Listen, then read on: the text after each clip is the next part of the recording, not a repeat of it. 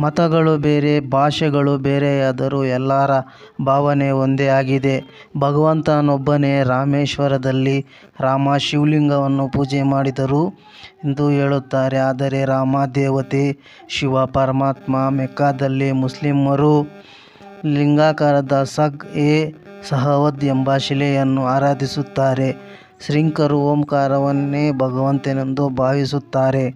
ಕ್ರೈಸ್ತರು ದೇವರನ್ನು ಜ್ಯೋತಿ ಎಂದೂ ಮೇಣದ ಬತ್ತಿಯನ್ನು ಬೆಳಗಿಸುತ್ತಾರೆ. ಆದರೆ ಸರ್ವ ಧರ್ಮದವರು ಭಗವಂತನನ್ನು ನಿರಾಕಾರನೆಂಬ ವಿಷಯವನ್ನು ಒಪ್ಪಿಕೊಳ್ಳಿದ್ದಾರೆ. ರಾಮ, ಕೃಷ್ಣ ಮುಂತಾದವರು ದೇವತೆಗಳು. ಕ್ರಿಸ್ತ, ಮುಹಮ್ಮದ್, ಗುರುನಾನಕ್ ಧರ್ಮಪಿತರು.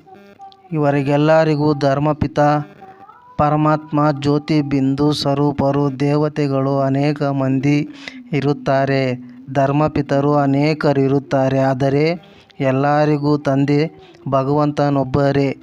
ದೇವತೆಗಳು, ಧರ್ಮಪಿತರು ಮಾನವನ ದೇಹವನ್ನು ಧರಿಸಿದವರು.